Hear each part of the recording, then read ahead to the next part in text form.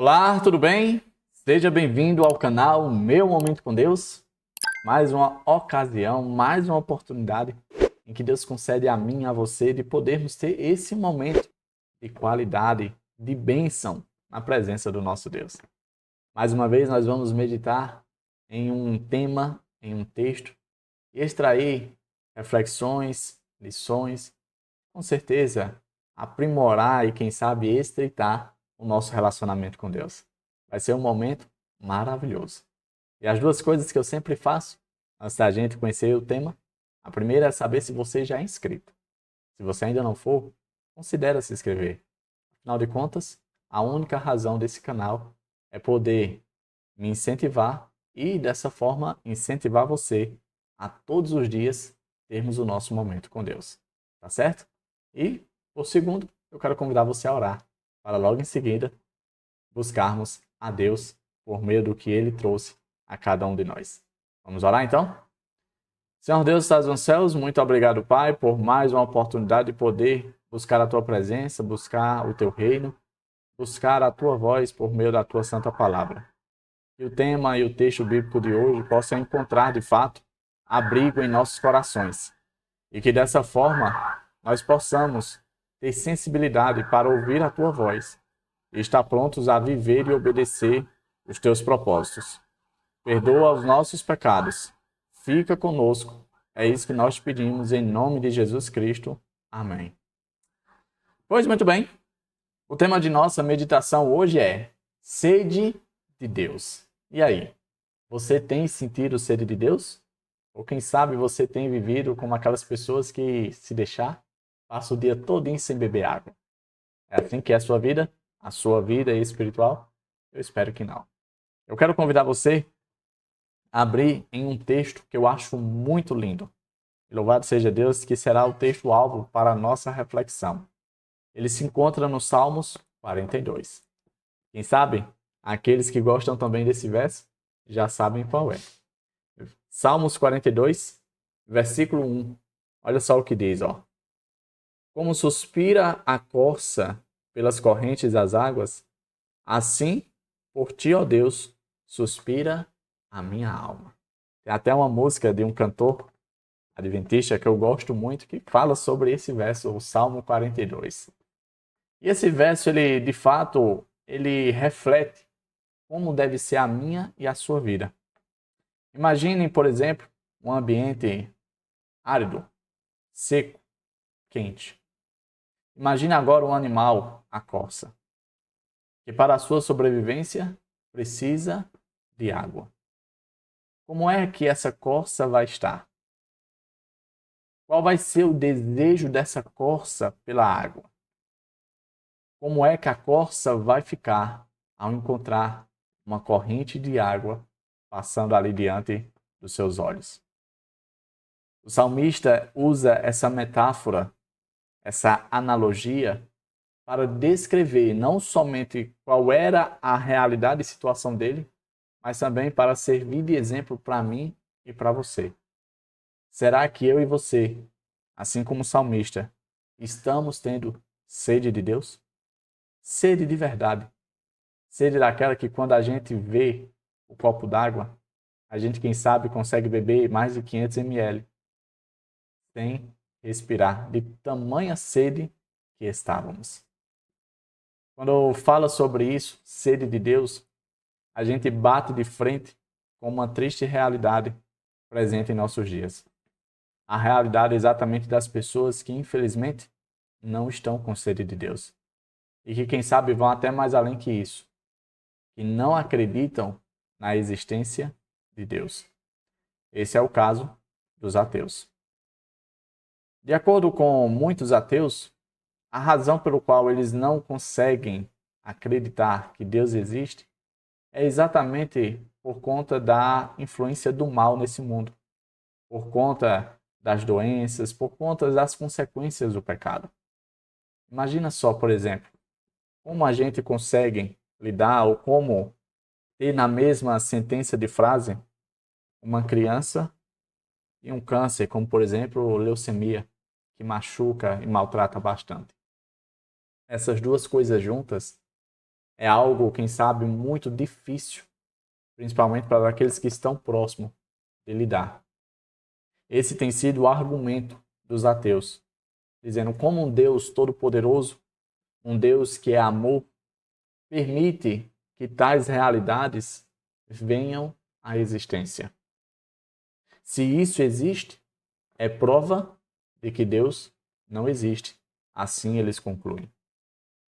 Porém, a gente percebe que, da mesma forma que o sofrimento torna-se argumento para alguns, o mesmo sofrimento torna-se também argumento para continuar depositando a fé em Deus.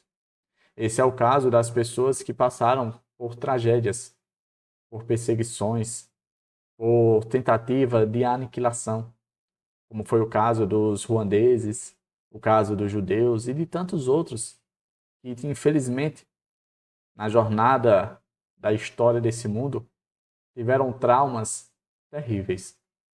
E com base na experiência desses povos, dessas pessoas, a gente percebe que, embora o sofrimento seja algo muito difícil de lidar, mesmo em meio ao sofrimento, nós ainda conseguimos forças para crer e para permanecer na crença em Deus. Davi, então, como é que a gente vai conseguir lidar com essa questão e situação? Infelizmente, existem algumas pessoas que, de fato, estão encontrando dificuldade de preencher ou de, quem sabe, de ter sede em Deus.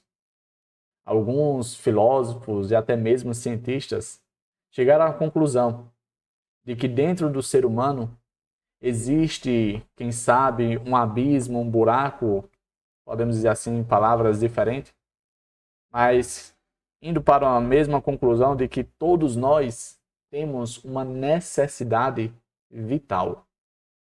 Alguns traduzem essa necessidade vital como o desejo pelo significado da vida, propósito de vida.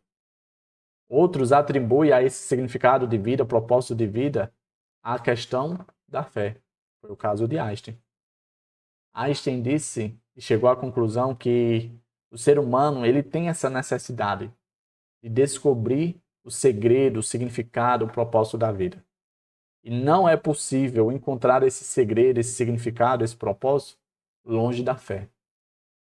Veja que um cientista, que quem sabe nunca foi visto como uma pessoa religiosa, chegou à conclusão que para ser feliz, para ter a sensação de bem-estar, de completo, de plenitude, só é possível se essa pessoa for religiosa. Só é possível se essa pessoa crer em Deus. Infelizmente, muitas pessoas tendo dificuldade de lidar com essa crise existencial, com esse buraco, e quem sabe seja o buraco do tamanho de Deus, muitas pessoas têm procurado tampar esse espaço com coisas prazerosas desse mundo. Algumas se voltam à parte sexual, outras se voltam a outros tipos de vícios, como bebidas, drogas e tantas outras coisas. Tudo isso para tentar sanar esse desejo existencial por algo que de fato é transcendental, que é a pessoa de Deus. Infelizmente, muitas dessas pessoas têm tido um triste fim de vida. Muitas dessas pessoas têm acabado com a própria vida em quartos de hotéis espalhados por esse mundo. Davi, então, como é que eu faço para lidar com essa crise existencial? Como é que eu faço para eu saciar essa sede que o meu próprio corpo, que o meu próprio ser exala e, de certo modo, demonstra de forma tão desejosa? A resposta é simples. Assim como o salmista se comparou à corça ao saciá-la na corrente das águas, assim eu e você seremos saciados quando buscarmos a pessoa de Deus. Olha só o que diz esse finalzinho aqui, que é exatamente a declaração da oração de Santo Agostinho. Eu gostei muito e gostaria de compartilhar com você. Diz assim, ó: Ó Deus, Tu nos criaste para Ti mesmo, e nosso coração estará inquieto até que encontre repouso em ti. Que assim seja. Que Deus preencha a carência eterna do nosso ser. Que essa oração seja a minha oração, seja a sua oração. Que nós possamos encontrar paz, que nós possamos encontrar plenitude, completude na pessoa do nosso Deus. Assim como a corça se sacia na corrente das águas e fica em paz, assim será eu, assim será você, na presença do nosso Deus. Tá certo? Chegamos ao fim de mais um Momento com Deus, hoje tratando do tema sede de Deus. O nosso corpo, mesmo de forma inconsciente, mesmo que eu e você não queira, ele sente sede. E ele sente sede da pessoa de Deus. Você pode até não concordar, até não aceitar, mas esse vazio, esse buraco que tem o tamanho de Deus, continuará a existir. Felizmente, ou felizmente, melhor dizendo, né? Você só conseguirá saciar essa sede se buscar na fonte que pode saciar, que é a pessoa do nosso Deus. Tá bom? Chegamos ao fim. Foi maravilhoso, né, ter esse momento de meditação tratando desse tema tão interessante e, quem sabe, necessário para cada um de nós um dia como hoje. Se você acha que essa meditação ela é algo de valor e que com certeza vai abençoar outra pessoa, então deixa o gostei para que a plataforma possa recomendar para outros. Se você achar por bem, compartilha. Compartilha com teus amigos, com teus familiares, com quem sabe os irmãos da igreja ao qual você faz parte. Eu tenho certeza que eles, assim como nós, sentiremos o mesmo bem-estar que a presença de Deus proporciona. Tá bom? Eu quero te ver aqui no próximo Momento com Deus, um próximo encontro. Ele está marcado. Até a próxima e tchau, tchau.